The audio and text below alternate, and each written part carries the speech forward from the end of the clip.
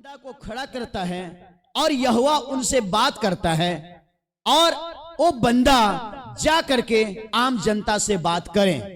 ये खुदा का तरीका है। लिखा गया है पहली वचन में ही, फिर यहोवा ने मूसा से कहा। किससे कहा? क्या क्या कहा उसको मूसा जानता है, बाकी किसी ने नहीं जानता। लेकिन क्या कहा उसको अब मूसा लोगों के पास जाकर, मंडली के पास जाकर उन चीजों को फरमाएगा। खुदा का धन्यवाद हो। आगे लिखा है, यहोवा ने आगे कहा, मूसा को चेतावनी दिया, तू हारून और उसके पुत्रों के वस्त्रों और अभिषेक के तेल और पाप बलि के बछड़े और दोनों मेढ़ों और अख़मीरी रोटी की टोकरी को मिलाप वाले तंबू की द्वार पर ले आ और वहीं सारी मंडली को इकट्ठा कर। ये मिलाप वाला तंबू है। ये आज सारे मंडली इकट्ठा हुई है। ये खुदा का वचन है। आमीन। मेरे बाबा मूसा की जमाना में खुदा बाप ने मूसा को कहा, वही मूसा की आत्मा आज हम सबको इकट्ठा कर रहा है।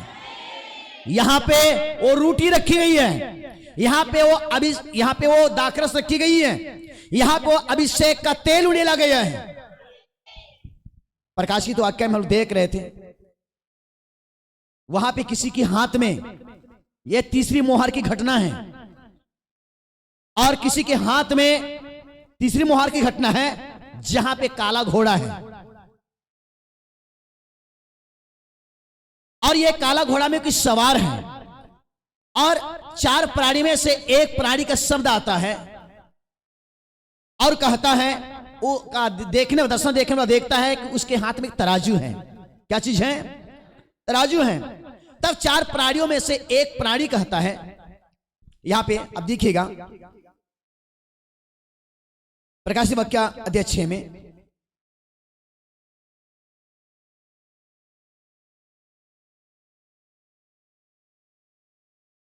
चार प्राणियों में से एक प्राणी यहां पे क्या कहता है, दिनार का सेर भर गेहूं और दिनार का 3 सेर जौ, पर तेल और दाखरस की हानि ना करना। खुदा का धन्यवाद हो। दिनार का सेर भर गेहूं और दिनार का 3 सेर जौ, पर तेल की हानि ना करना। प्रभु की स्तुति, उसकी तारीफ हो। आमीन। हालेलुया।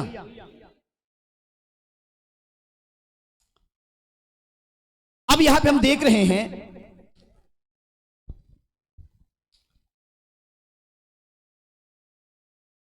यहां पे अभिषेक का तेल है। खुदा बाप ने आज्ञा दिया, उसी के अनुसार यहां पे अभिषेक का तेल भी है।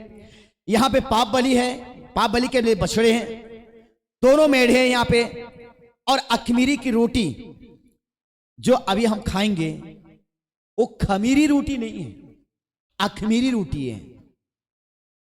खमीरी रोटी अगर उसमें तेल मिलाएंगे या उसमें चीनी मिलाएंगे या कोई भी उसमें स्वादिष्ट चीज अगर उसमें डालेंगे तो हो जाएगा खमीरी। तो इस वाली पर्व में खमीरी रोटी नहीं खाया जाता है, अख़मीरी रोटी खाया जाता है। ध्यान से सुनते जाइएगा। अख़मीरी रोटी की टोकरी को मिलाप वाले तंबू के द्वार पर ले आ और वहीं सारी मंडली को इकट्ठा कर। 4 वचन में देखिएगा, यहोवा की इस आज्ञा के अनुसार मूसा ने किया और मंडली मिलाप वाले तंबू के द्वार पर इकट्ठा हुई। आज हम लोग मिलाप वाले तंबू में सारी मंडली, सारी झुंड जो प्रभु यीशु मसीह ने इस पृथ्वी भर के लोगों से अलग किया है, छांट लिया है। समझे ना? पृथ्वी भर के लोगों के बीच में से छांट छांट करके अलग करके रखा है। ये उनकी झुंड है जो यहां पे मिलाप वाले तंबू में इकट्ठा की गई है। खुदा का धन्यवाद हो, आमीन, हालेलुया। जिसको प्रभु ने चुन करके, जिसको प्रभु ने छांट करके अपने लिए अलग करके रखा है, खुदा का धन्यवाद हो, उसकी तारीफ हो। इकट्ठा हुई, आगे लिखा है 5 वचन में, तब मूसा ने मंडली से कहा, जो काम करने की आज्ञा यहोवा खुदा ने दी है वह यह है। अब बता रहा है, जब मूसा से खुदा बाप ने बातचीत किया कि जब मंडली इकट्ठा होगी तो मंडली को क्या करना है, मंडली के बीच में क्या काम करना है, बता रहा है वो काम यह है। अब बता रहा है विस्तार रूप से, ध्यान से सुनिएगा। 6 वचन, अब मूसा ने अब काम करने के लिए जा रहे हैं। फिर मूसा ने हारून और उसके पुत्रों को समीप लेकर ले जाकर जल से क्या किया, नहलाया। क्या किया? तो ये नहलाने का जमाना जो है अभी से नहीं है, ये बहुत पहले से होते हुए आ रहा है। जब इस्राएलों के बीच में कोई याजक नहीं थे, अब यहां पे खुदा बाप ने याजक खड़ा कर रहे हैं, तो मूसा को क्या प्लान बताया, उस प्लान के अनुसार हारून और उसके पुत्रों को ले जा करके पहला काम क्या कर रहे हैं, नहलवा रहा है। समझे ना? यहां पे सब नहाए हुए हैं कि बिना नहाए हुए हैं? अगर मूसा ने नहलवाया है तो मैं कहूंगा आप धन्य हैं। समझे ना? आपका इकट्ठा होना जायज होगा। अगर मूसा ने इस वचन के अनुसार आपको नहलवाया है, किसी नदी में लेकर के या किसी तालाब में लेकर के अगर नहलवाया है पानी से, किससे नहाते? धूल से, मिट्टी से, कीचड़ से। साफ पानी से नहाते हैं, गंदा पानी से नहीं नहाते हैं। आमीन। अगर मूसा ने आज यीशु मसीह की साफ वचन रूपी पानी के द्वारा अगर नहलाया है तो आपका इकट्ठा होना बहुत अच्छा है। अगर कोई नहाया नहीं है, अगर मूसा ने नहीं नहलवाया है तो हो सकता है सेवा में इस्तेमाल भी नहीं होंगे। अब हारून को और उसके बच्चों को, पुत्रों को क्या कर रहा है, अब सेवा में ला रहा है ताकि ये सेवा करें खुदा के लिए, याजकी पद्धति को निभाएं। लेकिन इससे पहले नहाना भी जरूरी है। तो कोई है वहां पे जो क्या करे, नहलाएगा। खुदा का धन्यवाद हो। अगर वो नहाते हैं तब तो भीड़ में इकट्ठा होते हैं, वो जायज होता है। अगर वो नहीं नहाते हैं तो मुश्किल है। प्रभु का धन्यवाद हो। आगे दिखेगा, नहलवाया, तब उसने उनको अंगरखा पहनाया। बाइबल में लिखी गई है, जितनों ने मसीह का बपतिस्मा लिया उन्होंने मसीह को पहन लिया। क्या आप अंगरखा पहने हुए हैं? खुदा का धन्यवाद हो। हम नया नियम में देखते हैं, गलाती 3:27 में देखते हैं, जितनों ने मसीह का बपतिस्मा लिया उन्होंने मसीह को पहन लिया। खुदा का धन्यवाद हो। आमीन। आगे देखते हैं क्या लिखा है। अंगरखा पहनाया, आज हम पहने हुए हैं, कटिबंध लपेट करके बागा पहनाया। खुदा का धन्यवाद हो। एपोद लगाकर एपोद के काढ़े हुए पट्टे से एपोद को बांध करके कस दिया। प्रभु यीशु मसीह ने कहता है, पौलुस ने कहता है, कमर कसना चाहिए, बेल्ट के द्वारा कमर कसा जाना चाहिए। आमीन। सुसमाचार की जूती पांव में पहनना है, उद्धार का टोप सिर में पहनना है, सीने में झिलम लगाना है, हाथ में ढाल पहनना है। समझे ना? ताकि हम युद्ध के मैदान में उतर सकें और हम दुश्मन से लड़ सकें। खुदा का धन्यवाद हो। आप लोग जानते हैं कि यहूदियों की खत्मा था और राजा छैर्स ने अपने अंगूठी की सील लगा दिया था कि कोई यहूदी जाति ना रहे इस पृथ्वी भर में, इनको खत्म किया जाए। और ये 6 वर्ष राजा को मालूम नहीं था कि मैं क्या काम कर रहा हूं। फाइल लेकर के आया होगा, हमास ने रख दिया, साहब यहां पे आपकी सील साइन चाहिए, रोज का सील लगाना, साइन करना। समझे ना? अंगूठी की सील लगा दिया, साइन कर दिया। हमास जो है हमान जो है बड़े खुश के साथ निकल गया। ठीक है, इधर उधर करके मोर्दकै को पता चल गया कि यहूदियों का खात्मा है, अब मार डाला जाएगा, एक भी नहीं बचेगा। तब मोर्दकै चुप नहीं रहता है, क्योंकि प्रभु का सच्चा भाई मानने वाला।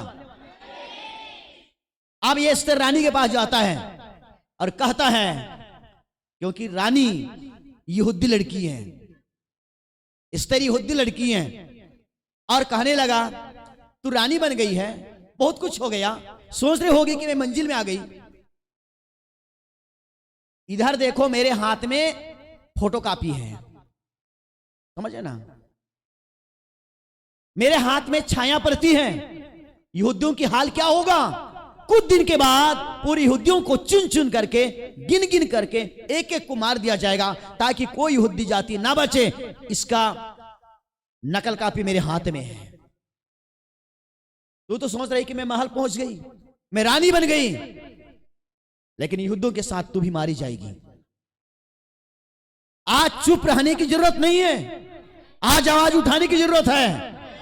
अगर आज तू चुप रहेगी एस्तेर, तो ना तू बचेगी, ना तेरे जाति भाई बहन बचेंगे, सब बर्बाद हो जाएंगे।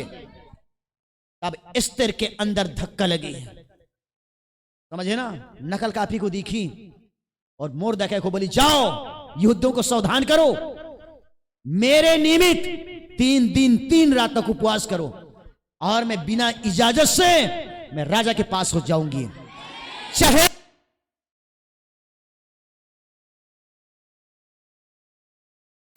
आप मिलाप वाले तंबू में आए हुए हैं, यहां पे वो छैस राजा नहीं, हमारा राजा प्रभु यीशु मसीह है। खुदा का धन्यवाद हो, आमीन।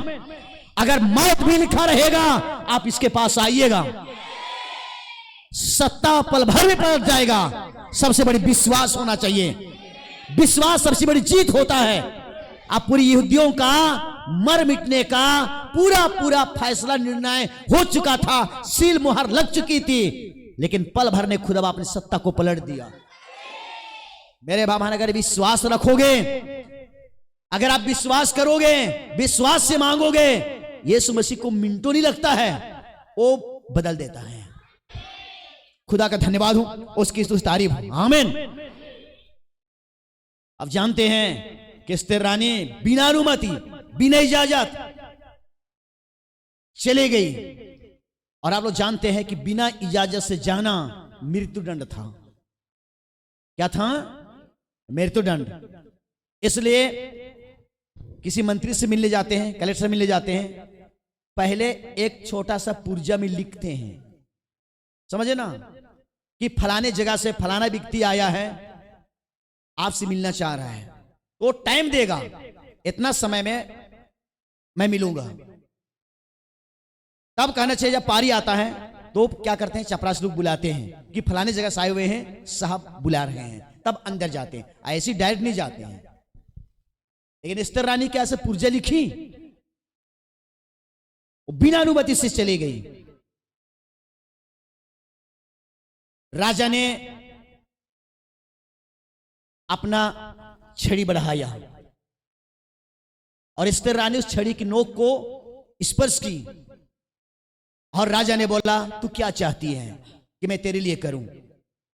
उसने बोली, मैं आपके इच्छा के अनुसार भोजन तैयार कर रही हूं, आप लोग आप उस भोजन में आना, लेकिन आप अपने साथ हामान को लेकर के आना, आप अकेला मत आना, हामान को लेकर आना। राजा खाने के लिए चला गया हामान को लेकर के। हामान राजा का पिए था, ध्यान से सुनिएगा, चला गया भोजन करने के लिए। अब बैठा भोजन करने के लिए राजा, अब एस्तेर को पूछता है, परोस रही, खाना परोस रही है, राजा के इच्छा के अनुसार, पसंद के अनुसार। राजा कहता है, अब एस्तेर रानी अब बता कि तू क्या चाहती है। उसने बोली, कल फिर से मैं आपकी इच्छा के अनुसार स्वादिष्ट भोजन बनाऊंगी, कल फिर से आइएगा, लेकिन इस हामान को भी लेते आइएगा। कल फिर भोजन बन गई, राजा छैस फिर आ रहा है अपनी पिए हामान को लेकर के, फिर खाना खाने के लिए बैठे। अब राजा बोल रहा है, एस्तेर रानी अब बता कि तू क्या चाहती है। नकल कॉपी पटक दी, देखिए आपका सील सैन्य है यहां पे, तो यहूदियों को अब खत्म करवा देगा, तुम देश से साफ करवा देगा। नकल कापी दिखिए, आपका सील सैन्य दिखिए, आपका अंगूठा है कि नहीं है? मैं भी तो उसी यहूदी जाति की हूं, लेकिन चॉइस के समय, पसंद के समय मोर्दकै ने कहा था अपनी जाति प्रकट मत करना। बाइबल पढ़िए आप लोग। अब इनके साथ मुझे भी मरना है, नियम के अनुसार मुझे भी मरना है। तब राजा खुंदा क्रोध में आ गया, ये किसका काम है? कौन मुझे सील लगवाया? कौन मुझे साइन सिग्नेचर करवाया? वो व्यक्ति कौन है? एस्तेर रानी बोलती है आपके साथ खाना खाने के लिए बैठा, इसी का काम है, दुष्ट का काम है। मेरे भाई बहन आपके साथ बैठ करके खाना खाएगा, दोस्ती यारी बनाएगा, लेकिन रहेगा दुश्मन। दुश्मन की हालत को पहचानिएगा कि आपका दुश्मन कौन बन सकता है। शैतान बहुत तेज और चालाक है, उसकी चालाकी को जब तक नहीं समझोगे ना, शैतान को पकड़ नहीं पाओगे। दोस्ती बनाएगा शैतान। हमारा दोस्ती बनाया था राजा को, यहूदियों को बर्बाद करने के लिए, समझे ना। राजा भोजन से गुस्सा में उठ गया, बाहर निकल गया बाटे की तरफ। अब गुस्सा समा नहीं रहा है। अब राजा घर से बाहर निकल जाता है। हामान एस्तेर रानी की पांव पड़ करके क्षमा मांगता है। जब राजा फिर घुस के देखता है कि एस्तेर रानी की पांव पड़ रहा है, समझे ना, तब राजा कहता है, बुलाता है सैनिकों को, बुलाता है सेवकों को, बुलाता है, पकड़ो इसको मृत्यु दंड दो। बताया गया मोर्दकै को फांसी में लटका करके मारने के लिए 50 हाथ ऊंचा खंभा बनवाया था। छस राजा ने बोला जो मोर्दकै को मारने के लिए, मौत की सजा देने के लिए 50 हाथ की फांसी खंभा बनवाया है ना, उसी में इसको लटका करके मार डालो। मेरे भाई बहन में बताऊं, हो सकता है यही हामान आज हमास में बदल गया, समझे ना। ये हामान का उस समय हामान में था, लेकिन ये हमास में बदल गया, समझिए आप लोग। हमास में बदल गया, इसलिए चर्चा रही है हमास हमास हमास। हमास ये कर रही, वो कर रही है। और ये हमास उत्पत्ति 6 में पता पाया जाता है। वहां पे उपद्रव, हमास वहां पे हिंदी में उपद्रव लिखी है या उत्पात लिखी हुई है, समझिए आप लोग। और इंग्लिश बाइबल में पिछले सप्ताह दिखाया वायलेंस, समझिए ना। और इब्रानी भाषा में उसको बोलते हैं वायलेंस को हमास। ये हमान था यहूदियों को बर्बाद करने के लिए, अब ये हमास बन गया। और हमास कोई व्यक्ति नहीं है, कोई आदमी नहीं है, हमास एक आत्मा है, समझिए ना। उत्पत्ति से काम करते करते पहुंच गई यहां तक, समझिए ना। और हमास एक संगठन है। ये हमास क्या है? एक संगठन है। जो देख रहे हैं रोज समाचार मारी है, हमास में ऐसा है, हमास ऐसा कर रहा है, हमास को खत्मा करना है, हमास में आतंकवादी हैं, हमास ने आतंकवादियों को तैयारी कर रहा है, ये तमाम चीज, इसलिए पूरी हमास को खत्म करना है, पूरी सुरांग को उखाड़ फेंकना है। अब देख रहे हैं, समझे ना। ये हमान तो हमास नहीं बन गया आज। और हमास का एक ही योजना है कि पूरी यहूदियों को इस्राएल से खत्म किया जाए, क्योंकि यही लोग खुदा के लोग हैं। और प्रकाश वाक्य में देखते हैं कि यहूदियों में से 1,44,000 लोग बचाए जाएंगे। क्या 1,44,000 के कारण क्या इजराइल को बर्बाद करेगा खुदा? उन्हीं के चलते तो बचाएगा खुदा बाप ने। खुदा का धन्यवाद हो और उसकी तारीफ हो, आमीन। कहां से कनेक्शन कहां फंसा है, कहां से कनेक्शन कहां फंसा है। इसलिए मैंने आप लोगों को मलाकी की पुस्तक से मैं दिखा रहा था, जकरिया की पुस्तक से दिखा रहा था कि कैसे वहां पे लिखा गया है कि मैं गाजा को आग लगा दूंगा। समझिए आप लोग, गाजा को आग लगा दूं। आज गाजा में आग लग गई, समझिए आप लोग। अब इधर हमारे हिंदुस्तान में नरेंद्र मोदी चिल्ला रहा है जैसे इजराइल ने हमास को खत्म कर रहा है, अब हिंदुस्तान भी पाकिस्तान के हमास को खत्म करेगा। तो क्या फलस्तीन में ही केवल हमास है? लेकिन नरेंद्र मोदी बता रहा है कि आप पाकिस्तान में भी हमास है। मैं बताऊंगा क्या ये जकड़बांध में हमास नहीं किया? क्या छत्तीसगढ़ में हमास नहीं किया? यहां भी है हमास, और ये हमास उत्पत्ति से होकर के आ रहा है। कहीं इसका नाम कभी बोलते हैं उत्पात बाइबल में, हिंदी में कभी बोलते हैं इसको उपद्रव, लेकिन इंग्लिश में बोलते इसको वायलेंस, और इब्रानी में बोलते हैं इसको हमास। ये आपके अड़ोस पड़ोस में भी टपक रही है, लेकिन पहचानिए खुदा की आत्मा आपकी आंखों को खोलेगा, साफ करेगा, सुरमा डालेगा और दिखाएगा, देखना हमास, और हमास हमेशा खुदा के लोगों के विरोध में काम करता है। प्रभु का धन्यवाद हो और उसकी तारीफ हो, आमीन। लेकिन एक तरफ मूसा अपनी प्रजा को तैयार कर रहे हैं, आमीन। यीशु मसीह अपने लहू के द्वारा अपने लोगों को चिन्ह और टोकन लगा रहा है ताकि बर्बाद ना किए जाएं। प्रभु का धन्यवाद हो, आमीन, हालेलुया। आज एक स्तर को प्रभु और तैयार करके रखा है। जब वो सकीती आएगा, जब दुल्हन की बर्बादी की टाइम आएगा, तो ये कूद पड़ेगी अपने राजा के पास, क्योंकि दुल्हन के पास कहीं ना कहीं तरफ से नकल कापी मिल ही जाता है। कितने लोग छिप छिप करके काम करना चाहते हैं, लेकिन लीक हो ही जाता है। मोर्दकाई को लीक कापी मिल गया, इसको मत बताना, ये उनके लोग हैं, ये यहूदी हैं, इनको मत बताना, मोर्दकाई को मत बताना। लेकिन कहीं नहीं कहीं से मोर्दकाई के हाथ में उसकी नकल मिली। मेरे भाई बहन, कितनी भी बंद कोठरी में षड्यंत्र रचेंगे, लेकिन दुल्हन को सुराग मिल ही जाएगा।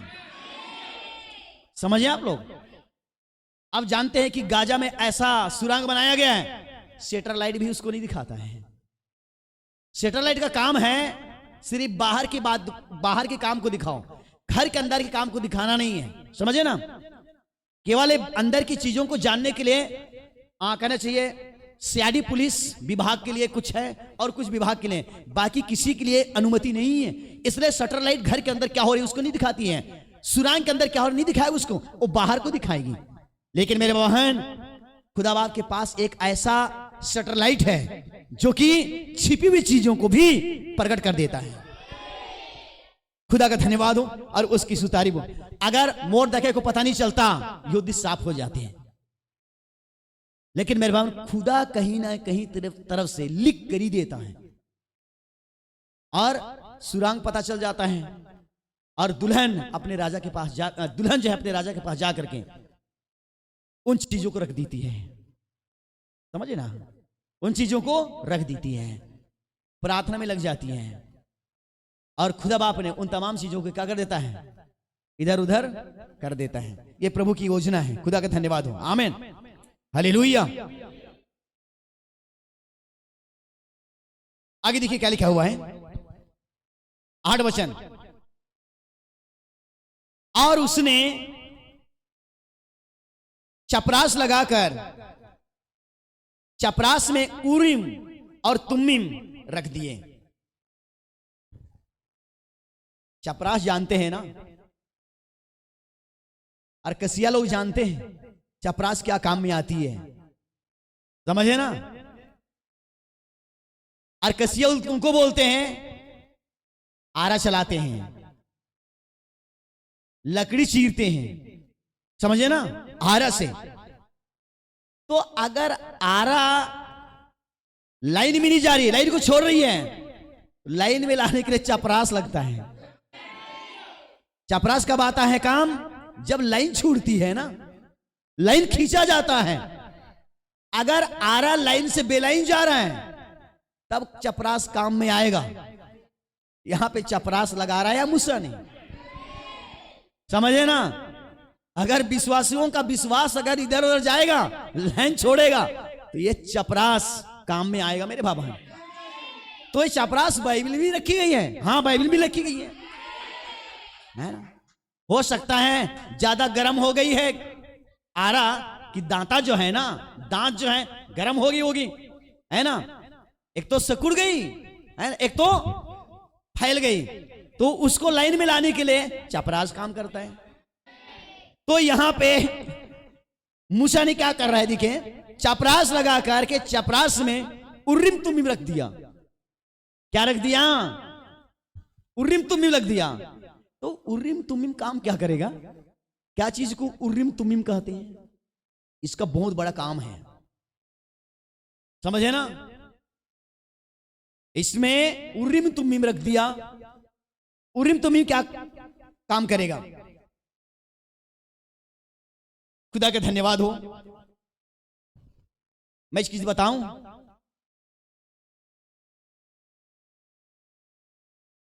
जब किसी स्त्री ने अपने पति का विश्वासघात करती थी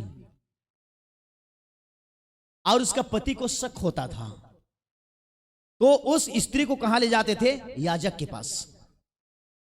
ठीक है? और याजक किसी बर्तन में चाहे गिलास में पानी लेता था, खुदा से प्रार्थना करता था और उस स्त्री को पिलाता था।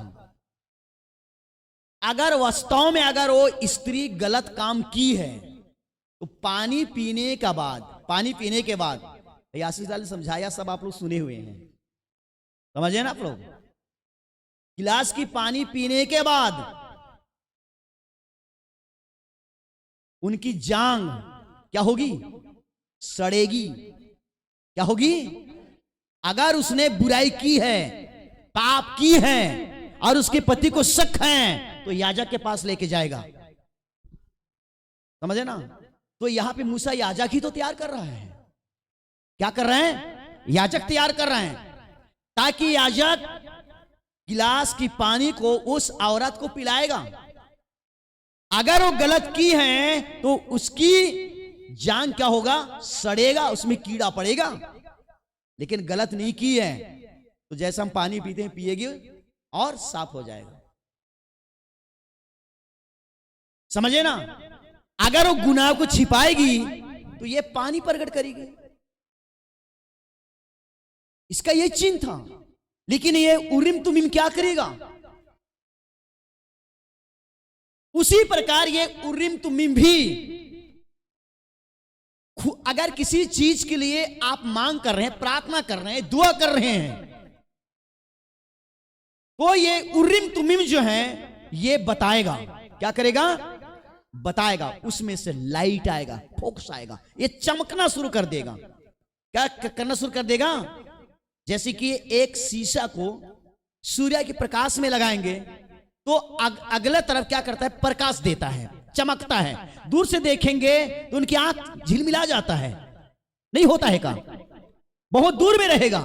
लेकिन यहां शीशे की प्रकाश जाएगा तो उसकी आंख अंधेरा हो जाएगा, उसका आंख में पड़ेगा। तो उसी प्रकार अगर खुदा जवाब देगा उरिम तुमिम के द्वारा तो उसमें लाइट आ जाएगा कि हां सही है, सत्य है, ये उसमें लाइट आ जाएगा। समझे ना? उसको हारून के सीने पे जो याजक है, हारून क्या है? याजक है, और उसकी गले में उसको पहनाया गया, पट्टा में बांधा गया है। तो अगर किसी भी चीज को अगर ये सही है कि गलत है तो यहोवा बताएगा, सच है, उसमें से लाइट आएगा, चमकेगा, रोशनी आएगा। लेकिन अगर वो सही नहीं है तो जस के तस रहेगा। तो एक पहचान देने वाली क्या चीज है? ये वस्तु है। खुदा का धन्यवाद हो। इसको बोलते हैं उरिम तुमिम। आमीन। अब इसके बारे में नबी ने प्रचार किया है, भाई आशीष लाल ने प्रचार किया, सुन चुके हैं, देख चुके हैं, और जो नहीं सुने हैं, नहीं देखे, उनके लिए मैं बता रहा हूं। प्रभु का धन्यवाद हो और उसकी तारीफ हो। आमीन। उरिम तुमिम रख दिया। आगे लिखा है, तब उसने उसके सिर पे पगड़ी बांध करके पगड़ी के सामने सोने के टीके को अर्थात पवित्र मुकुट को लगाया, जिस प्रकार यहोवा ने मूसा को आज्ञा दी थी। समझे ना? पगड़ी बंधवाया, वहां पे ये लगाया, पट्टा लगाया, वहां पे ये चीज किया, जैसे यहोवा खुदा ने मूसा को आज्ञा दी थी। प्रभु का धन्यवाद हो। जैसे कि फोटो में आप लोग देख सकते हैं, नेट में है हारून की तस्वीर, जो कि पगड़ी लगाया है, पट्टा बांधा गया है। खुदा का धन्यवाद हो। आगे देखिए 10 वचन। तब मूसा से अभिषेक का तेल लेकर के निवास, हो सकता है मूसा के नीचे कोई और सेवक है, ठीक है, हमेशा हारून रहता था। कौन? हाँ, हारून तो याजक बन गया। यहोशू वो रहता था, यहोशू। तो यहां पे लिखा गया है, तब मूसा से अभिषेक का तेल लेकर के निवास और जो कुछ उसमें था उन सब का भी अभिषेक करके उन्हें पवित्र किया। तो ये तेल, अभिषेक का तेल छिड़का जाता है, लगाया जाता है विधि के चारों तरफ।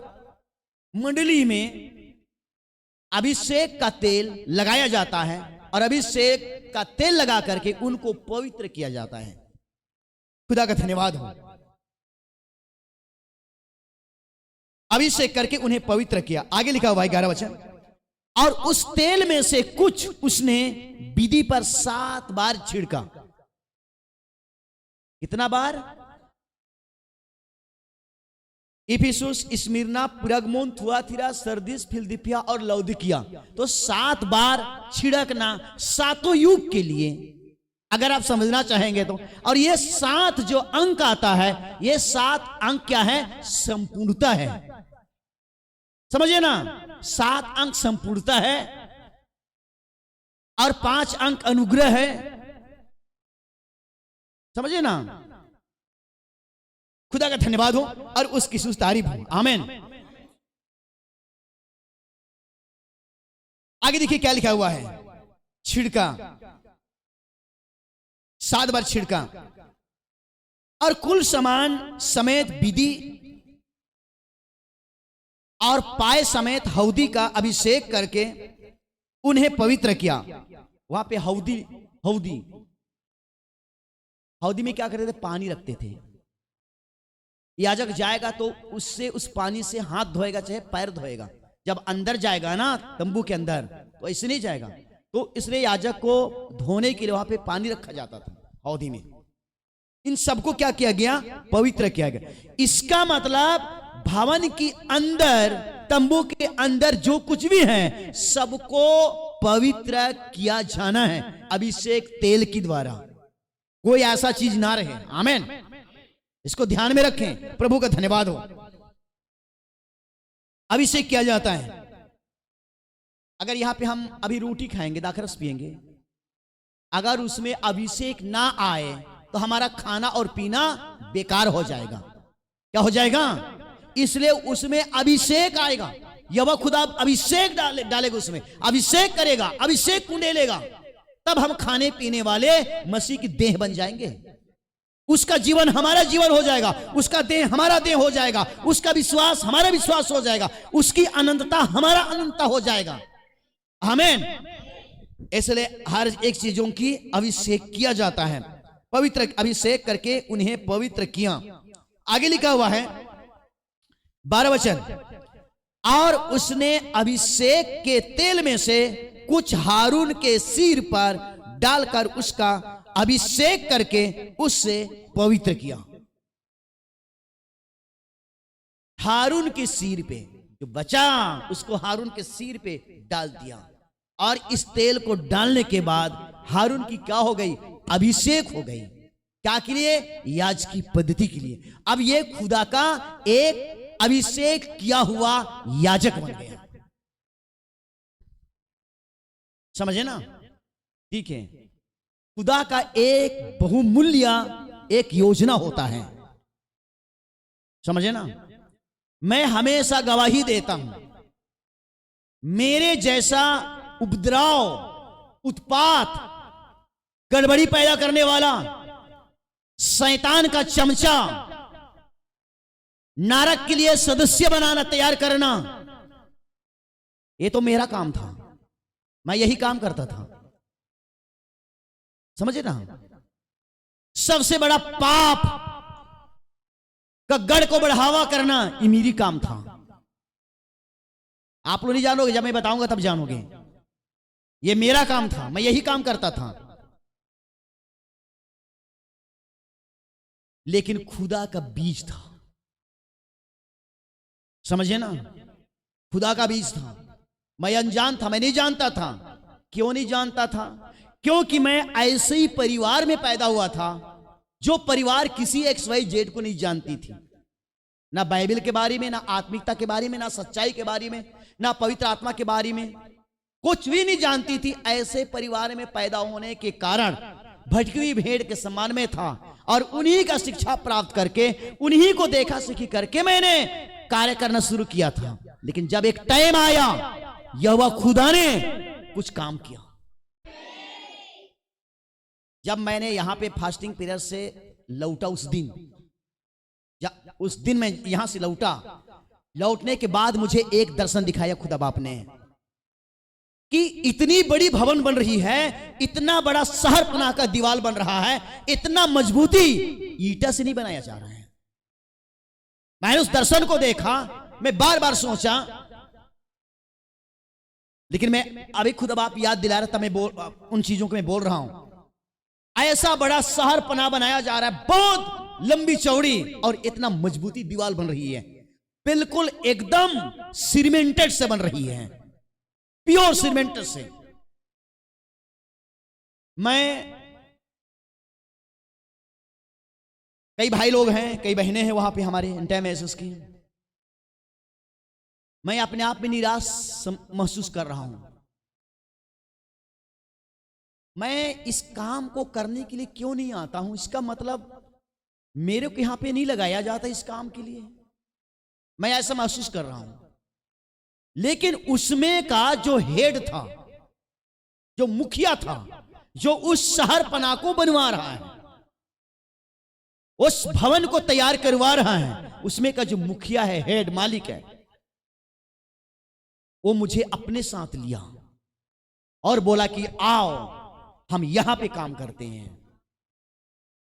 समझे ना? तब मैं उस दीवार के ऊपर चढ़ करके उसके साथ में काम कर रहा हूं। खुदा का धन्यवाद हो, उसकी स्तुति तारीफ हो।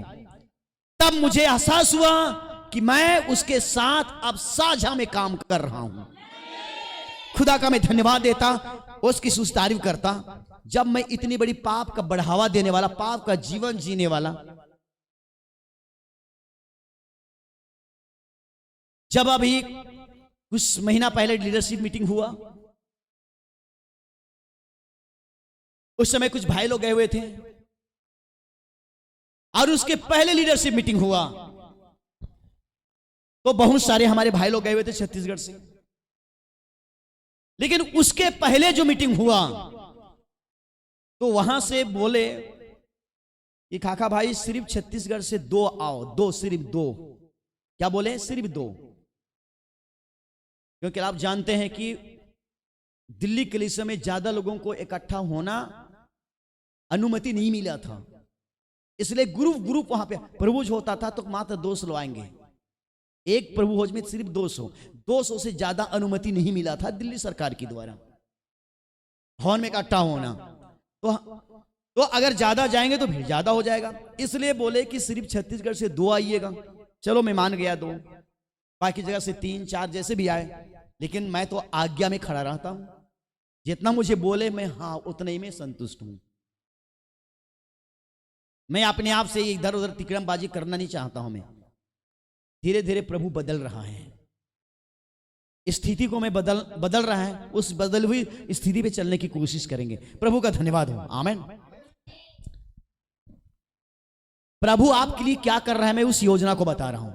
मैं तो आज हूं, कल चला जाऊंगा कहीं, पता नहीं कितना दिन मेरा यहां पे रहना है, आप लोगों के बीच में नहीं जानता। प्रभु किसी को और खड़ा करेगा जो आपको लेके चलेगा, लेकिन आपके लिए खुदा आपने क्या योजना बना रहे हैं मैं आप लोगों को बता रहा हूं। प्रभु का धन्यवाद हो, उसकी तारीफ हो।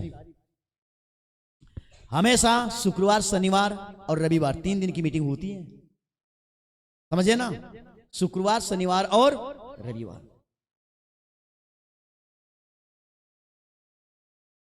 शुक्रवार को मीटिंग चला, शनिवार को मीटिंग हुआ, दोनों टाइम।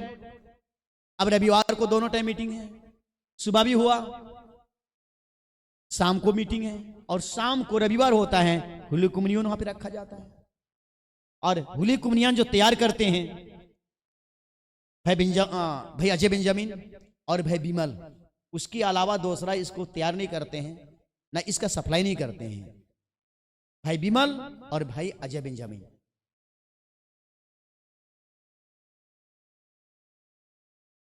प्रभु का धन्यवाद हो।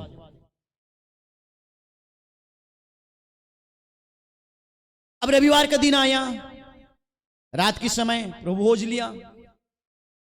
प्रभु भोज लेने के बाद स्टेज से अनाउंस किया गया, आप भाई लोगों की पारी है, नीचे जाएं और अपने अपनी पैर धुलाएं। सब अब लाइन से उतर रहे हैं। किसी एल्डर या याजक भाई ने जाकर के बोला, काका भाई अब मत जाओ, यहां खड़े रहो। मैं सोचने मजबूर हो गया, मैं कौन सा ऐसी गलती किया, मुझे पीठ वर्षिक की सेवकाई में मुझे मना कर रहे हैं। कुछ तो हुआ है जरूर, क्योंकि वहां एक एक गलती को पकड़ते हैं। मैं सोच रहा हूं कि क्या मैंने गलती कर बैठा, मन ही मन में सोच रहा हूं, क्यों मुझे रोक रहे हैं। फिर दोबारा जाने की कोशिश किया, अगला व्यक्ति फिर आया और बोला, काका भाई आप मत जाओ। फिर सोचा भी क्या हो गया। जैसे तैसे मैंने नीचे उतरा। नीचे उतरने के बाद मैं धुलवाने के लिए जा रहा हूं, किसी एल्डर ने फिर पहुंच गया, काका भाई आप मत जाओ, यहीं खड़े रहो किनारे में। दीवार के किनारे में खड़ा हूं, वही मैं सोच रहा हूं क्या हो गया मेरे गड़बड़ी, मेरे को धोने नहीं दे रहे, क्योंकि पीठ वर्षी की एक बहुत बड़ी सेवकाई है, समझे ना। इसलिए ऐसी फॉर्मेलिटी मत निभाइएगा। पीठ वर्षी में जाते हैं पैर धुलाने के लिए ईमानदारी के साथ। यीशु मसीह ईमानदारी से धोया है, समझे ना, ईमानदारी से धोया है, किसी को छोड़ा नहीं, अपनी सेवकाई पूरा किया। उसने बोला मैं नमूना दिखा रहा हूं, जैसा मैंने किया वैसा तुम एक दूसरों से करो।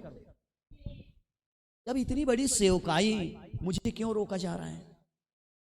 मैं किनारे में खड़ा हो गया, उतर रहे हैं धुलवा रहे हैं, ऊपर चढ़ रहे हैं, उतर रहे हैं धुलवा रहे ऊपर, और मैं यहां पे किनारे खड़ा हूं, है ना। इसका क्या नतीजा मिलेगा, सब लोग चले जाएंगे तो मुझे कुछ बोलेंगे, मेरे कुछ गलती होगा। कुछ समय के बाद भाई पास्टर आशीष लाल आया, वहां पे नीचे उतरा। उसके बाद मेरी हाथ पकड़ करके बैठाया और बोला, काका भाई मैं आपकी पैर धोऊंगा। और उसने, मैं बोला कि भैया मैं आपका पैर मैं धोऊंगा, लेकिन भाई आशीष लाल ने, पास्टर आशीष लाल ने बोला कि नहीं मैं धोऊंगा। और उसने प्रार्थना किया, पैर को पकड़कर काफी समय प्रार्थना किया, उसके बाद ने पैर धोया। मेरे समझ नहीं आया कि क्या हो रहा है। मैं सोचते रहा कि प्रभु ये क्या हो रहा है। पीछे में बड़े बड़े सीनियर एंड टाइम मैसेज के सेवक लोग हैं, समझिए आप लोग, कहां आंध्र से, तो कहां लखनऊ से, तो कहां पंजाब से, अगल बगल से सब बैठे हुए हैं। और मैं कौन खेत के ढेला वहां पे टपका हुआ हूं, और ये मेरा पैर धो रहा है। मेरे मन में आ रहा है कि प्रभु ये क्या हो रहा है। तब प्रभु का वचन याद आया, प्रभु का वचन याद आया। यीशु मसीह पैर धोते धोते शमौन पतरस के पास आता है, और शमौन पतरस बोलता है कि प्रभु मैं अपना पैर नहीं धुलाऊंगा, क्योंकि आप मेरा गुरु है, मैं आपका चेला हूं, मेरा फर्ज बनता है कि आपके पैर मैं धोऊंगा, लेकिन आप मेरा पैर धोगे नहीं, मैं नहीं धुलवाऊंगा। पतरस को यीशु मसीह कहता है, पतरस अगर तू अपना पैर मेरे द्वारा नहीं धुलवाएगा, अगर मुझे धोने नहीं देता है, तो मेरे साथ तेरा कोई भी साझा नहीं है। तो ये क्या चीज है प्रभु, ये भाई आशीष लाल नहीं है, छत्तीसगढ़ का सेवकाई उस नबी के सेवकाई के साथ, यीशु मसीह के सेवकाई के साथ एक साझा को दिखा रहा है, समझे ना। खुदा का धन्यवाद हो और उसकी तारीफ हो। जैसा तैसा बीत गया। जब अभी मैं गया, वही भाई पास्टर आशीष लाल अब स्टेज से प्रचार करवाया। क्या चीज है, इसका मतलब अब पूरा हमें अब संकेत मिल गया कि एंटायर मैसेज में हमारी हिस्सा है। ये छत्तीसगढ़ का सेवकाई और दिल्ली की सेवकाई, एंटायर की सेवकाई, ये भागीदारी है, ये साझा हो गई, ये साझा चल रही है। आमीन, हालेलुया। जब आखिरी आने से पहले भाई क्या बोला, अगर भाई हम आ नहीं पाते हैं तो अब एल्डर को बोला अब छत्तीसगढ़ का नाम हर प्रार्थना मीटिंग्स में यहां नाम होना चाहिए, क्योंकि वहां पे एक लिस्ट बनती है क्या क्या विषय के लिए प्रार्थना किया जाए, तो एक इनका नाम होना चाहिए छत्तीसगढ़ का। अब बोला उसने अब हम प्रार्थना भी उठाएंगे, क्या बोला, प्रार्थनाओं में उठाएंगे। तो मेरे भाई बहन आप दिल्ली कलीसिया साझा बनाई, यीशु मसीह ने एंड टाइम मैसेज की सेवकाई के लिए छत्तीसगढ़ की सेवकाई को दिल्ली कलीसिया के साथ साझा कर दिया।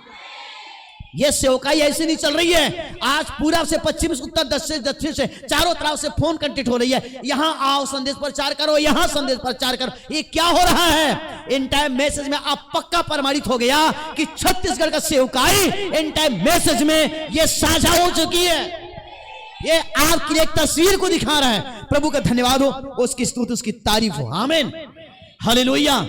हर चीज वचन के साथ मेल खाते हुए आगे बढ़ रहा है, प्रभु का धन्यवाद हो, हालेलुया।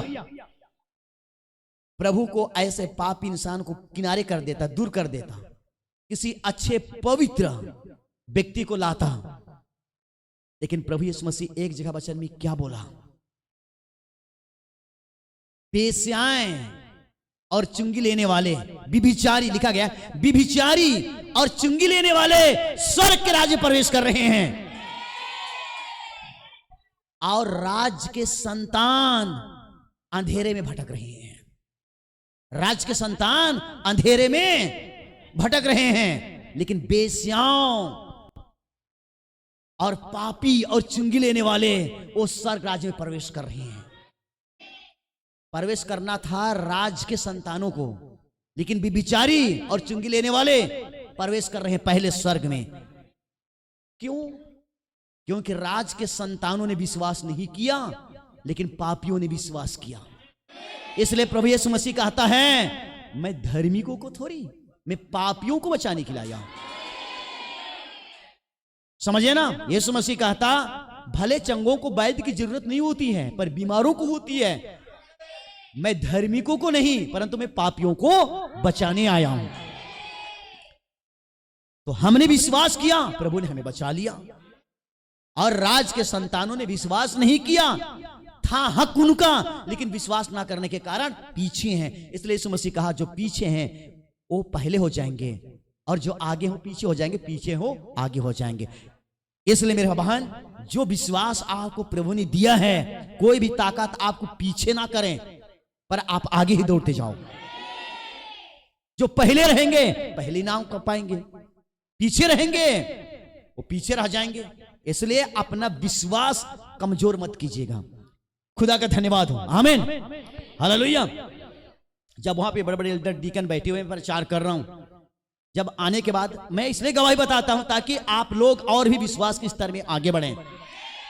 मैं खुद रिकॉर्ड, अब जानते हैं कि कितने हजार लोग वहां सुन रहे हैं, समझे ना, जुड़े हुए हैं देश विदेश के लोग। मैं क्या बोला क्या नहीं, एक छोटा सा इंसान बोलने के लिए भी नहीं आता है। मैं खुद अपना बोला हुआ मैसेज दिल्ली के रिश्ते की मैं सुनने के लिए खुद शर्मिंदा हो रहा था, खुद शर्मिंदा हो रहा था, समझे ना।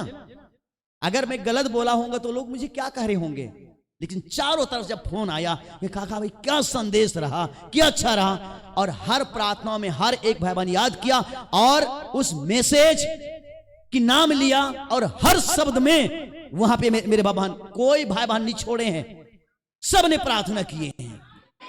खुदा का धन्यवाद हो, आमीन। जब रिकॉर्ड में दोबारा दोहराया तब मेरे अंदर एक तसल्ली आया कि प्रभु हर एक टेक चार्ज आपने संभाला।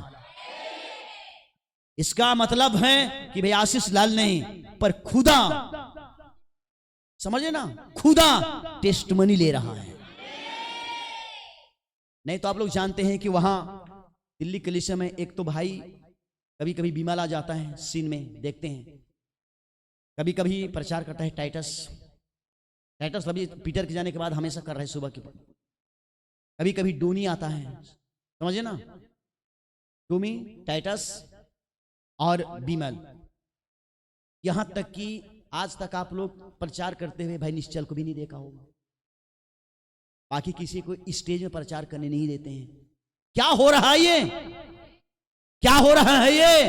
प्रभु कुछ कर रहा है आपके लिए, ये ऐसी सभा नहीं है, समझे ना? आप जानते कि एंड टाइम मैसेज की, इस एंड टाइम मैसेज की सच्चाई को खत्म करने के लिए शैतान क्या उपाय नहीं कर रहा है। हालांकि आप देखते सुनते मुझे नहीं बताते हैं, लेकिन मुझे सब पता है, मुझे सब पता है। ना बताओ फिर भी मुझे पता है कहां पे क्या हो रहा है, कहां पे क्या हो रहा है। आमीन। मैं भी हिम्मत नहीं हारता हूं, बोलता हूं सामने आ जाओ बाइबल लेकर के, मैं प्रमाणित करके बता देता हूं कि तुम किसके बच्चे हैं। आमीन। तुम खुदा के बच्चे हैं कि कैन के बच्चे, लेकिन आओ तो सामने। खुदा का धन्यवाद हो। आमीन। मैं करने वाला नहीं हूं, सब कुछ करने वाला हमारा प्रभु यीशु मसीह है। बादल आए ये आप दुल्हन को तैयारी करने के लिए आए तो ऐसी दुल्हन को तैयारी नहीं करेगा, ये अच्छी रीति से तैयारी करेगा। आमीन। हालेलुया। हो सकता है हमान हमास में बदल गया और वो हमास यहां भी काम करना शुरू कर दिया है, समझे ना? आदमी को मत दिखिए, आत्मा को दिखिए। यह आत्मा कौन सी आत्मा है? प्रभु का धन्यवाद हो, उसकी स्तुति की तारीफ हो। आमीन। लेकिन एक अभिषेक का तेल है, वो अभिषेक का तेल हमारे ऊपर छिड़का जा रहा है, हमें पवित्र किया जा रहा है, ताकि हम खुदा का प्रजा 2 दिन के लिए नहीं, 6 महीना के लिए, युगानुयुग के लिए हम बने रहे। प्रभु का धन्यवाद हो। आमीन। हालेलुया। 13 वचन भी पूरा कर देता हूं। फिर मूसा ने हारून के पुत्रों को समीप ले आकर अंगरखे पहनाकर कटिबंध बांध के उनके सिर पे टोपी रख दी, जिस प्रकार यहोवा ने मूसा को आज्ञा दी थी। आमीन। इनको अंगरखा पहनाया गया, टोपी रखा गया, लेकिन इनको तेल के द्वारा अभिषेक नहीं किया गया, समझे ना? क्योंकि अभी याजक है हारून, लेकिन ये हारून की मदद करेंगे इनके बच्चे, समझे ना? प्रभु का धन्यवाद हो, उसकी सुतारीफ हो। आइए आते हैं प्रकाशित वाक्य। कहा थे हम लोग 6 अध्याय में, कौन कौन सी वचन? 5-6। प्रभु का धन्यवाद हो। ध्यान रखिएगा, प्रकाशित के 6 अध्याय 5 और 6। काला घोड़ा है। कौन सा घोड़ा है? काला घोड़ा है। सबसे पहले आया सफेद घोड़ा, निकला, एक मोहर खोला गया, समझे ना? एक मोहर खोला गया, सफेद घोड़ा निकला, ठीक है। दूसरा मोहर खोला गया, लाल घोड़ा निकला। इसमें भी सवारी, पहला में भी, दूसरा में भी सवारी। अब हम देख रहे हैं आज ये तीसरा घोड़ा है। कौन घोड़ा है? तीसरा घोड़ा, ठीक है। तीसरा घोड़ा में भी सवार है। देखिए 5 वचन में क्या लिखा है? जब तीसरी मोहर खुली तो मैंने तीसरी प्राणी को यह कहते सुन आ। मैंने दृष्टि की और देखो एक काला घोड़ा है। क्या घोड़ा है? काला घोड़ा है। बहुत खतरनाक है ये काला घोड़ा। रंग ही इसका काला है। क्या है? काला है, समझे ना? कभी हाथ में काला धागा मत बांधना, कभी गले में काला धागा मत बांधना, कभी पैर में काला धागा मत बांधना। ये काला किसका रूप है? लूसीफर का रूप है ये, समझे ना? सावधान मेरे बहन, वो काला बहुत खतरनाक है। ये सब काला बाजारी करता है, ये दुष्ट आत्मा है ये।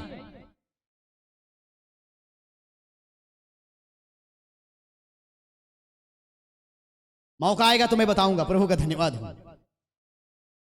लेकिन आज की संदेश हम आज देखेंगे।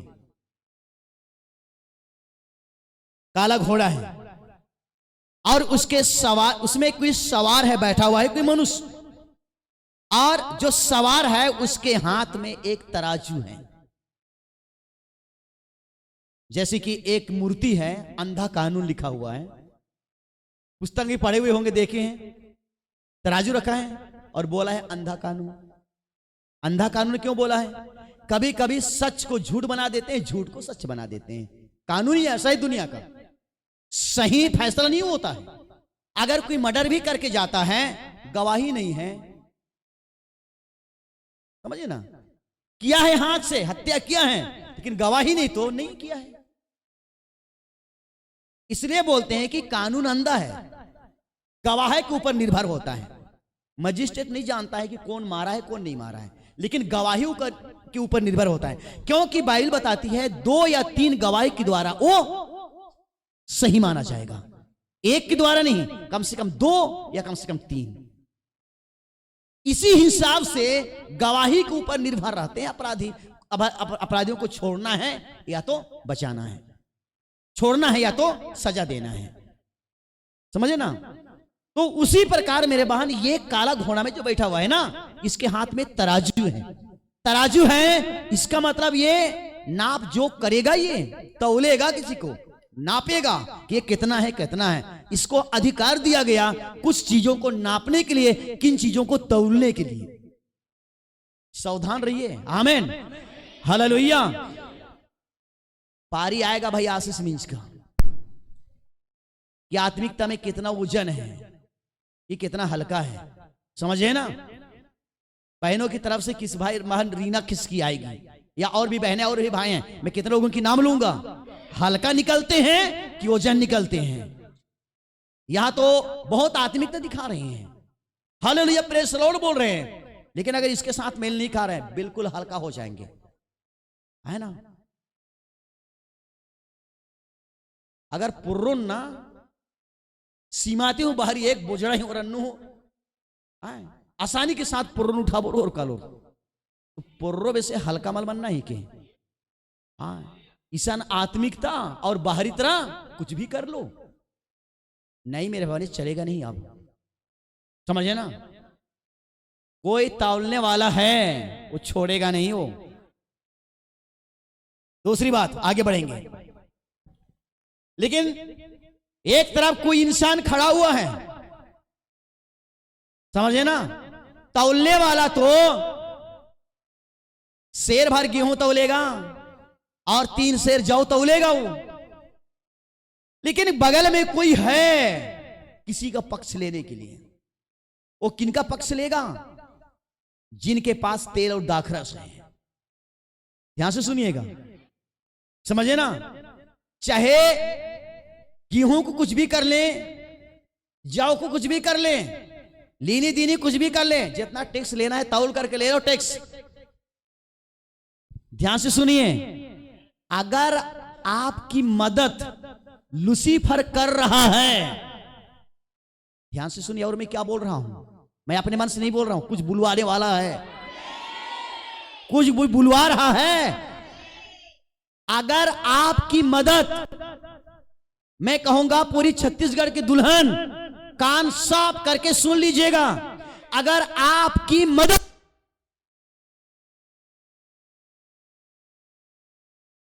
देना पड़ेगा, आप उसके लिए टैक्स देंगे, फायदा उठा रहे हैं तो आपको टैक्स देना पड़ेगा।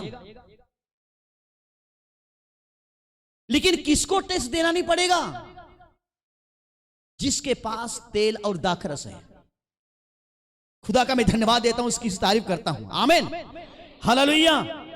तेल और दाखरस किसके ऊपर असर में आ गया? तेल और दाखरस का असर किस भाई बहन के ऊपर आ गई? मैं कहूंगा धन्य है वो, अनंत जीवन का हकदारी है वो, आमीन, हालेलुया। वो बचाव के दायरे में आ गए हैं, इनको टैक्स देना नहीं पड़ेगा, तौलवाना नहीं पड़ेगा, समझे ना। इनके पास तौलने वाला नहीं जाएगा, क्योंकि साफ साफ बोल दिया, पर तेल और दाखरस की हानि मत करना, उनको छूना तक मत, किनारे किनारे निकल जाना। यहां पे थोड़ा सा भाई बन्ना ने बता रही हैं, मेरा थोड़ा सा यहां पे तेल और दाखरस है, थोड़ा सा यहां पे कुछ लोगों को मैं तेल और दाखरस दे करके रखा हूं, बिल्कुल इनको टच मत करना। भाई बहनों ने बता रहे हैं, इनको हाथ मत लगाना, इनको छूना नहीं। किनारे किनारे पतली गली से निकल जाना तौलने वाला, हानि मत करना इनको। ये मेरे हैं, मेरे, ये एक पक्ष लेने वाला हमारा है। ये बोल रहा है सावधान रहना, तेरे हाथ में तराजू है, तू टैक्स लेना, जितना लेना है तुम टैक्स लो। लेकिन कुछ लोगों के पास मेरा तेल और दाखरस है, जिनको मैंने दिया है वो मेरे हैं, इनको छूना तक मत, इनको टच मत करना, इनके किनारे किनारे से होकर के निकल जाना। ये तौलने वाला जिनके पास तेल और दाखरस है उनके किनारे किनारे से निकल जाएंगे, लेकिन तौलेंगे नहीं। क्या महत्वपूर्ण बातें भाई नबी ने बताया है। हालेलुया। मेरे भाई बहन, वो दाखरस और तेल आज आपके लिए मेरे लिए होना चाहिए। अगर तेल और दाखरस नहीं है, वो किनारे आपका किनारे नहीं निकलेगा, कतरा करके नहीं निकलेगा। बोलेगा लाओ, तुम्हें मैं ये दिया, तुम्हारे लिए मैंने बंगला दिया, तुम्हारे लिए मैं गाड़ी दिया, तुम्हारे लिए मैं धन दिया, लाओ मेरा हिस्सा। अगर दे नहीं पाओगे, समझ रहे ना, गुलाम बन जाओगे उसके। अगर उसको टैक्स चुका नहीं पाओगे, कर्ज चुका नहीं पाओगे, बन जाओगे उनका गुलाम, बंधक बन जाएंगे मेरे भगवान। इसलिए सावधान। एक बोलने वाला बोल रहा है, जिनके लिए मैंने तेल और दाखरस दे करके रखा है वो मेरे हैं, उनको मैं दिया हूं, बिल्कुल उनको टच मत करना, उनको छूना तक मत। नबी ने बता रहे उनके किनारे किनारे से निकल जाना, तुम अपना काम करते चले जाना। अगर आप सच्चे विश्वासी हैं, प्रभु यीशु मसीह के लहू के नीचे हैं, तमाम जमाम होने दो ना। कभी कभी आपके साथ ऐसे घसटते हुए निकल जाएंगे, पर आपसे कुछ नहीं बोलेंगे, दो या ना दो कुछ नहीं बोलेंगे, किनारे किनारे निकल जाएंगे, अपना हिसाब किताब करेंगे। लेकिन अगर उनका फायदा उठाए हैं ना, तो मैं कहूंगा दुल्हन फंस जाओगे। क्या पता नहीं मैं क्या बोल रहा हूं, समझे ना।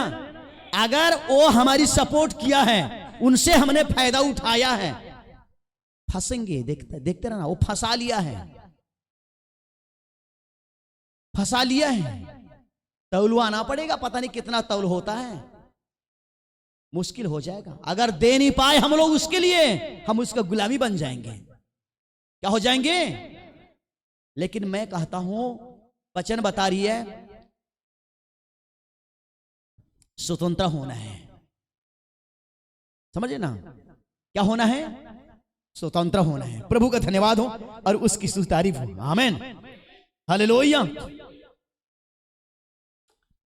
पहला घोड़ा आता है, दूसरा घोड़ा आता है, अब तीसरे नंबर की घोड़ा आता है। मेरे बहन, यहां पे 4 प्राणी हैं। मैं चौथा घोड़ा के बारे में नहीं बोलूंगा अभी, क्योंकि हम लोग पढ़े हुए हैं तीसरा मोह। तो यहां पे बोलने के लिए 4 प्राणी हैं। कितना प्राणी हैं? पहला प्राणी सिंह के समान, एक प्राणी बछड़े के समान, एक प्राणी बैल के समान, और एक प्राणी मनुष्य के समान है। समझे ना। और बोले आ और देख, आ और देख। देखने वाला देख रहा है, कभी सफेद घोड़ा निकल रहा है, देखने वाला देख रहा है, कभी लाल घोड़ा निकल रहा है, देखने वाला देख रहा है, कभी काला घोड़ा निकल रहा है। समझिए ना। ये बोलने वाला कौन है? ये 4 प्राणी हैं। कौन है? 4 प्राणी। अजीब अजीब संदेश है। मैं प्रभु का धन्यवाद देता हूं, उसकी तारीफ करता हूं। आमीन, हालेलुया। नहीं बताते हैं, ये मसीह विरोधी हैं। कौन है? मसीह विरोधी हैं। और मसीह विरोधी क्या चीज है? एक शिक्षा है। क्या है? एक शिक्षा। ध्यान से सुनिएगा, मसीह विरोधी क्या चीज है? एक शिक्षा है। कोई आज शिक्षा दे रहे हैं, वो शिक्षा क्या चीज है? नबी बता रहे हैं यही है मसीह विरोधी एक शिक्षा। क्या आपके गांव मोहल्ला में आज शिक्षा नहीं दिया जा रहा है? क्या वो शिक्षा वचन के साथ मेल खा रहे हैं? खुदा का धन्यवाद देता हूं, ये रिवलेशन आज प्रभु ने खोल रहा है। कहां हमान था, कहां हमास बन गया, कहां आज शिक्षा है। आज कौन सी शिक्षा है? कि बाइबलिक शिक्षा है, आत्मिक शिक्षा है, विरोधी शिक्षा है। इसी शिक्षा को बोलते हैं विरोधी, मसीह विरोधी। समझिए आप लोग, ये छिप छिप करके काम करता है मेरे बहन। खुदा का धन्यवाद हो। खड़े रहिए विश्वास में, आप जाना बहुत दूर नहीं है, बहुत करीब आता चला जा रहा है। खुदा का धन्यवाद हो, आमीन। पिछले सप्ताह हम लोग देख रहे थे, क्या बताया? जब इन चीजों को देखोगे, लड़ाई और लड़ाई की चर्चा सुनोगे, घबरा मत जाना, इसका होना अवश्य है, लेकिन ये अंत नहीं है। लेकिन जब 14 वचन में देख रहे थे कि सुसमाचार, राज्य का सुसमाचार सारे देश में सुनाया जाएगा, सारे जातियों के पास सुनाया जाएगा, ताकि ये गवाही हो। क्या हो? गवाही हो। तब अंत आ जाएगा, तब अंत आ जाएगा। समझे ना? इसीलिए मैं उस सप्ताह की संदेश को मैंने कहा अंत समय की लक्षण। समझे ना? अब हम लोग देख रहे हैं एक छोटा सा कीटाणु आया जिसका नाम वायरस, नाम दे दिए कोरोना। समझे ना? भाई आशीष लाल ने बताया गलत नाम दे दिए। ये आशीष लाल ने बताया, वो भी एक डॉक्टर है, एमबीबीएस डॉक्टर है। वो तो कौन क्या बोल रहा है, वो तो सुनने से पहले जानता है कि ये क्या कर रहे हैं। गलत नाम, लेकिन दुल्हन के लिए कोरोना करुणा बन गया है ना? इसको बनना था करुणा, लेकिन हो गया कोरोना, तबाह कर दिया दुनिया को। और दुल्हन के लिए करुणा। समझे ना? करुणा भलाई प्रभु जीवन भरे साथ रहे, करुणा भलाई प्रभु जीवन भरे साथ रहे, यहोवा के धाम में सदा वास करं। आमीन। हमारे लिए करुणा आ गया। आज हम यहोवा के धाम में हैं। किसके धाम में हैं? यहोवा के धाम में। ठीक है, इसके धाम में हैं, वास किए हुए हैं, धाम में हैं।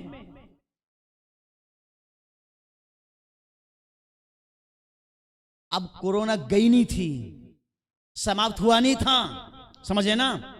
चीन में और जगह जगह तबाह कर रहा था, वो अभी कोरोना गया नहीं।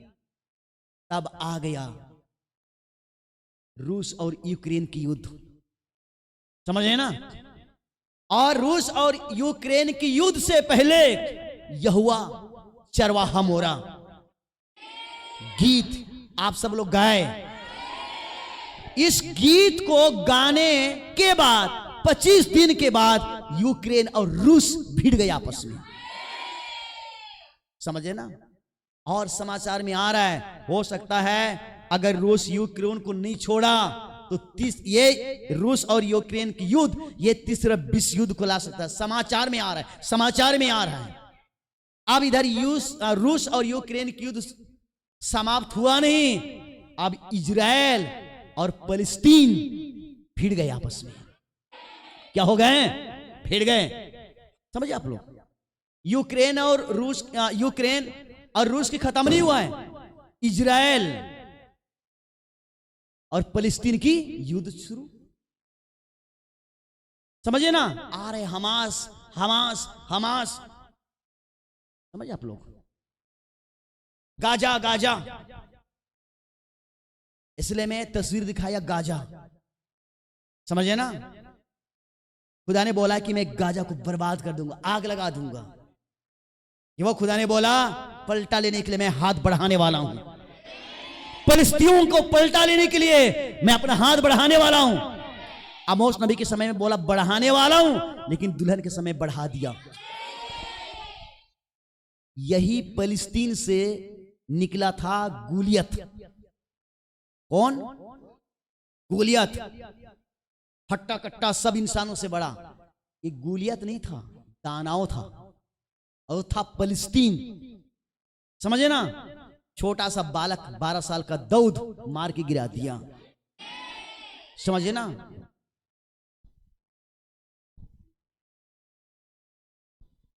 और हम लोग देख रहे हैं कि हमास का 1987 में इसका गठन हुआ। समझे ना? 1987 में इसका जब गठन हुआ, 2006 में ये सरकार बन गया। कौन? हमास। इतना प्रगति, बाप रे। 1987 में इसका गठन हुआ और 2006 में सरकार बन गई। कौन? हमास, है ना? उत्पत्ति 6 अध्याय में देखते हैं उत्पात लिखा हुआ है। समझ रहे ना? उत्पात लिखा हुआ है वहां पे।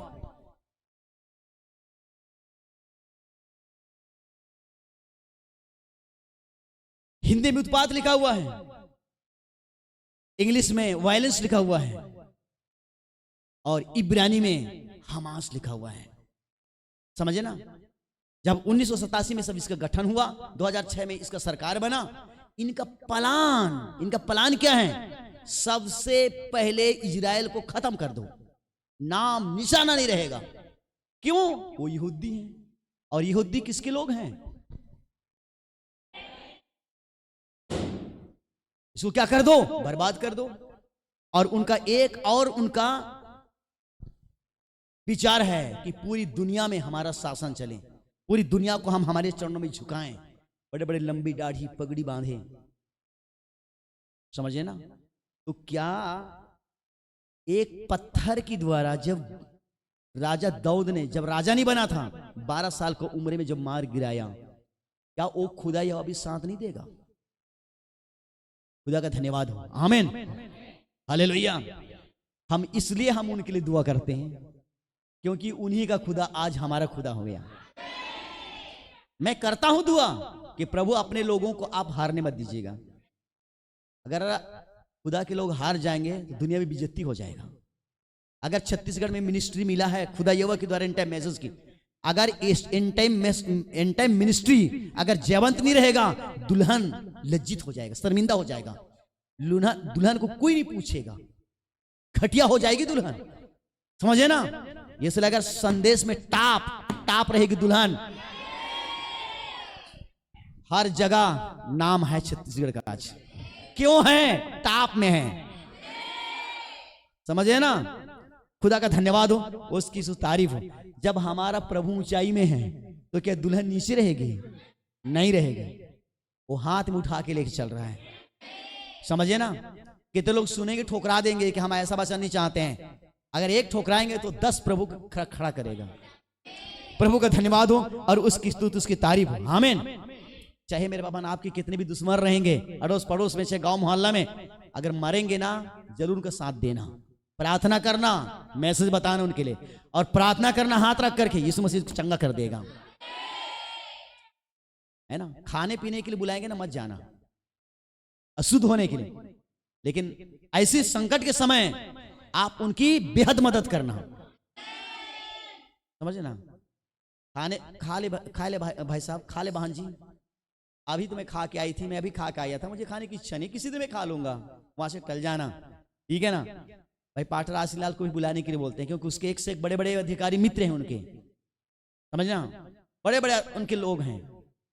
भाई आशीष लाल जाता है, बोलता है, गवाही देता है, जाता हूं, ठीक है, थोड़ी समय बैठता हूं, उसके बाद में बिना मतलब का मैं फोन उठाता हूं, ठीक है ना, और बाहर निकलता हूं। उसके बाद बोलता हूं, भाई साहब मेरा अर्जेंट काम लगा है, मुझे मेरा बुलावा आया है, निकल के चला जाता हूं। है ना? तो मेरे भाई बहन अगर नहीं बन रहा है तो कुछ ना कुछ वहां पे करना पड़ता है। समझे ना? अगर कहीं फंसने की नौबत है तो वहां पे शतरंज की चाल चलना है। दुल्हन को हर तरह से बुद्धि देता है खुदा बाप ने। बुद्धि का इस्तेमाल करें, बुद्धि का दुरुपयोग मत करें। बुद्धि का इस्तेमाल करें। पवित्र आत्मा, प्रभु यीशु मसीह ने बोला उस समय तुझे क्या बोलना होगा, तुम बोलने वाले नहीं, परंतु पवित्र आत्मा तुम्हें होकर के बोलेगा। खुदा का धन्यवाद हो। जिनके अंदर तेल और दाखरस है, समझे ना, वो ऊपर नहीं उड़ेंगे तो कौन उड़ेगा? जिनके लिए तेल और दाखरस प्रभु ने दिया है, अगर वो ऊपर नहीं चलेंगे तो कौन चलेगा? खुदा का धन्यवाद हो।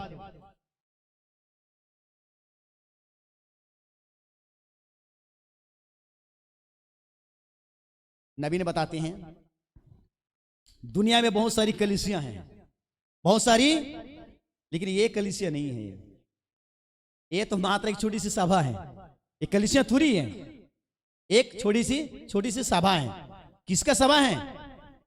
प्रभु यीशु मसीह की चुने हुओं का। और बोलेंगे तो दुल्हन की सभा। ये कोई कहना चाहिए कलीसियां ये नहीं है, एक मात्र एक सभा है। लेकिन नबी बताते हैं बहुत सारी कलीसियां देख रहे हैं, सब जगह, शहर में, गांव में, जंगल में, सब जगह कलीसियां हैं। नबी बताते हैं ये कलीसियां थोड़ी है, ये सराय है। सराय क्या है? सराय है। लेकिन जहां पे प्रभु की आराधना वर्षिप होती है वो सराय नहीं होता है। आमीन। जहां पे आराधना वर्षिप होती है, जहां से प्रचार किया जाता है, वो सराय नहीं है। समझे ना, वो प्रभु का स्थान है वो। लेकिन आज दुनिया में जो बना है वो सिर्फ सराय है। सराय, थोड़ा समय लेकर के वहां पे उनको बैठा दो शहर में, ताकि उनकी थोड़ा सा इलाज हो जाएगा और लौट करके घर चला जाएगा, प्रभु की तरफ नहीं आएगा। जैसे कि प्रभु यीशु मसीह ने 10 कुड़ियों को शुद्ध किया। कितने कुड़ियों को? चिल्ला रहे जंगल के किनारे, यीशु मसीह जा रहे हैं, भीड़ भड़ाक उनके पीछे चल रही है। ये कुड़ी लोग दूर से देखे क्या हो रहा है, कितने लोगों की भीड़, क्या तुम्हें मालूम नहीं है? एक तो कुड़ी है, इनको गांव से बाहर कर दिए हैं। यीशु मसीह जा रहा है। यीशु मसीह, हाँ यीशु मसीह जा रहा है। तब ये चिल्लाना शुरू कर दिए, 10 के 10, हे दाऊद के पुत्र। समझे ना, चिल्लाना शुरू कर दिए। यीशु मसीह ऐसा किया कि नहीं सुन रहा है, जैसा अनसुनी किया और चलते चल रहे हैं। लेकिन इन्होंने फिर से चिल्ला रहे हैं, हम चिल्ला तो लेकिन भीड़ के मारे नहीं सुन रहा है जैसा लगा, लेकिन यीशु मसीह सुन रहा है। लेकिन यीशु मसीह स्टाइल बना रहे हैं, नहीं सुन रहा है, नहीं सुन रहा हूं जैसा, लेकिन इसमें सुन रहा है। फिर और चिल्ला रहे हैं, तभी यीशु मसीह रुक जाता है। क्या हो जाता है? रुक जाता है और कहता है बुलाओ उनको। क्या करो? बुलाओ। जब उनको बुलाते हैं, यीशु मसीह पूछता है तुम लोग क्या चाहते हो, मैं तुम्हारे लिए क्या करूं? उन्होंने बोलते हैं कि प्रभु आप हमें शुद्ध कर दें। क्या कर दें? हाथ को दिखा रहे हैं, हाथ कुड़गा कुड़गा है, कुड़ी बीमारी। प्रभु हम गांव से बाहर है, देखिए ना, हमारा कोई शुद्धि लेने वाला नहीं है, प्रभु हम शुद्ध हो जाएं, बस इतना ही हमारी प्रार्थना है। जाओ पहले याजक को दिखाओ, किसने तुम्हें कुड़ी साबित किया और गांव से बाहर करवाया है? जाओ उस पास्टर को पहले दिखाओ, तुम्हारा पास्टर जो कि तुम्हें गांव से बाहर करवाया है, वही निरीक्षण किया है, वही जांच किया है। जाओ दिखाओ पहले उसको, दिखाओ जाओ।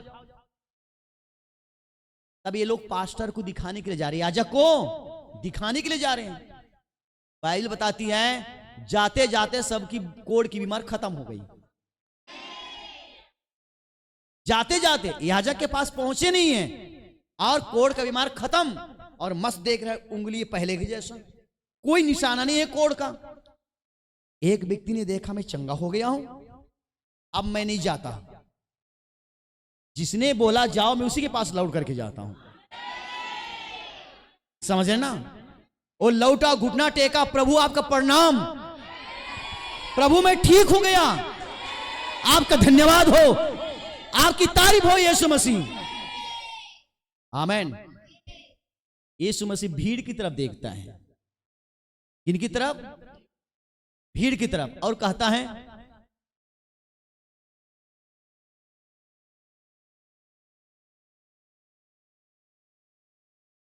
क्या 10 कुड़ी में एक ही है? 9 कहां? 9 कहां गए? क्या वो शुद्ध नहीं हुए? लोग बता रहे नहीं, वो भी ठीक हो गए, वो भी ठीक हो गए। अच्छा, सब ठीक हो गए, तो फिर 9 कहां? सराय में जाते हैं। आज जो गिरजा बना हुआ है वो सराय है। जाते हैं सराय और ठीक हो करके चले जाते हैं। प्रभु के पास कोई नहीं लौट करके आते हैं। समझे ना?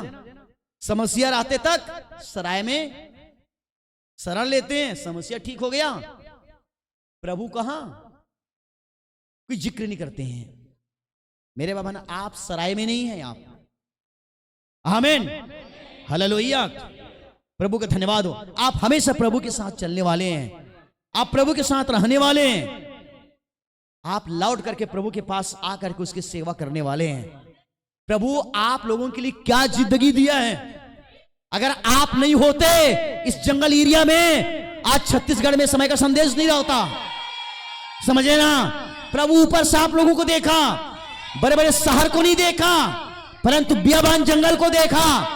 आपकी समर्पण,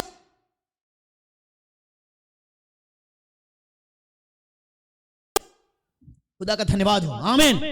अगर ये सभा नहीं होती, ये झुंड नहीं होता, तो सिर्फ सराय होता छत्तीसगढ़ में, सिर्फ सराय। लेकिन आज खुदा की सभा दिखाई दे रहे हैं। हर जगह ताजगी संदेश प्रभु यीशु मसीह ने खुलासा कर रहा है। सबका विश्वास के स्तर को आगे बढ़ा रहे हैं। प्रभु का धन्यवाद हो। आमीन, हालेलुया। आज मैं बांग्लावाटा में भी देख रहा था, वहां भी अब पारी बना दिए। समझे ना? काम करने के लिए, लीड करने के लिए, सारा चीज के लिए बदल बदल करके वहां काम कर रहे हैं, ताकि सबको फायदा मिले। खुदा का धन्यवाद हो। आमीन, हालेलुया। जब उनको जाकर के पूछा मैं, इस बार तो सुनसान हो, क्या हमको दिसंबर में नहीं बुला रहे हैं हम लोगों को?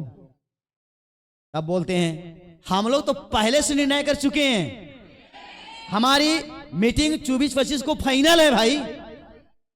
अच्छा, आप लोग पहले से तैयारी हैं? उन्होंने बोला हम पहले से तैयारी हैं, बड़े उत्साह और आनंद के साथ। खुदा का धन्यवाद हो। आमीन, हालेलुया।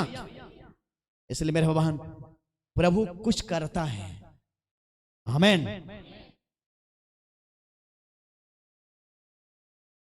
जब मेरे पास टेलीफोन आ रहा था, इन टाइम मैसेज सुने, शैतान की हरकत बंद हो गई, लेकिन अपनी पुराना सभा छोड़ नहीं पाए। अब पुराना सभा चल रही है, पुराना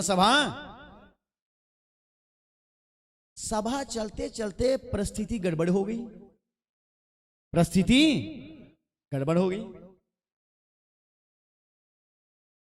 आप परिस्थिति सुधारने के लिए एक से एक पास्टर प्रचारक प्रार्थना कर रही हैं, पुरानी सभा वाले उनकी, समझे ना?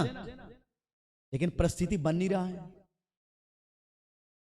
अब हमारे इन टाइम मैसेज की तरफ फोन आ रही है, समझे ना? अब शैतान माना तो नहीं, उनकी सुना तो नहीं, क्योंकि तो उसने 2 साल भर पहले बोल दिया कि जितनी भी लाल झंडा है वो मेरा है। हर पास्टरों को तो मैं अपनी कब्जे में रखा हूं, तुम यहां पे कैसे आ गए? आखिरी में बोली, मैं तुम्ही से डरती हूं। क्यों? क्योंकि तुम प्रभु के लोग हैं, तुम यीशु के नाम में आए हो। समझे ना? अब स्थिति तो नहीं सुधर रहे हैं, मामला तो खराब हो रहा है। मैं अभी वर्तमान की बात बता रहा हूं, समझे ना?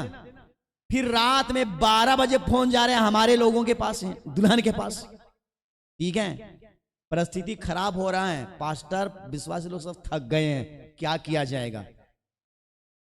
आप लोग प्रार्थना कर दीजिएगा। क्या कर दीजिएगा?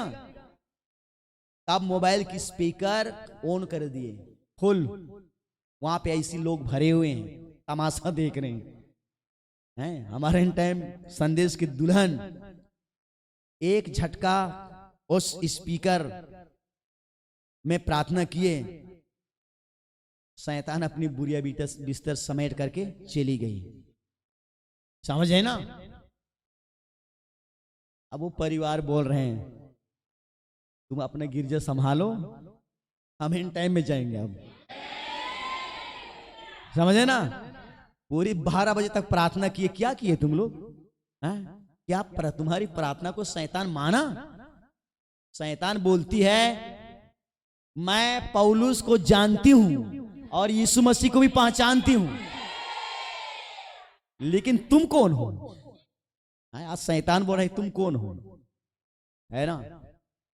एक सेवा के रूप लेकर आए हुए हैं ना। देखते रहना मेरे बहन, दुल्हन अब नीचे नहीं रहेगी। खुदा का धन्यवाद हो, उसकी तारीफ हो। आमीन, हालेलुया। तो जो तेल और दाखरा से हमारे पास, उनकी हानि नहीं करने मेरे बहन। आमीन। हमारा ये सराय नहीं है, परंतु हम असली घर में हैं। खुदा का धन्यवाद हो।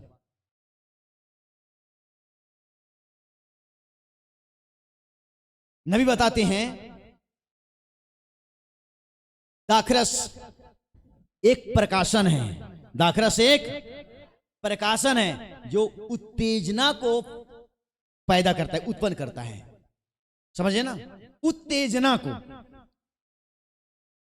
अगर मान लीजिए आप खाली पेट रहेंगे, क्या ऊर्जा पैदा होगा? शरीर थक जाता है, लेकिन कुछ खाते हैं तो ऊर्जा प्राप्त होता है, ऊर्जा बनता है। समझे ना? हमारे शरीर की धड़कन बढ़ता है, नहीं तो धीमी हो जाता है।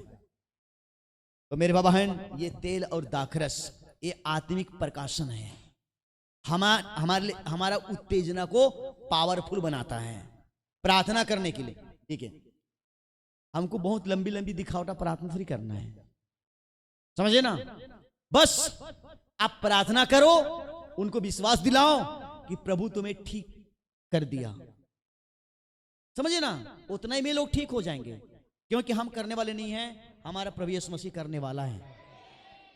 खुदा का धन्यवाद हो, उसकी तारीफ हो।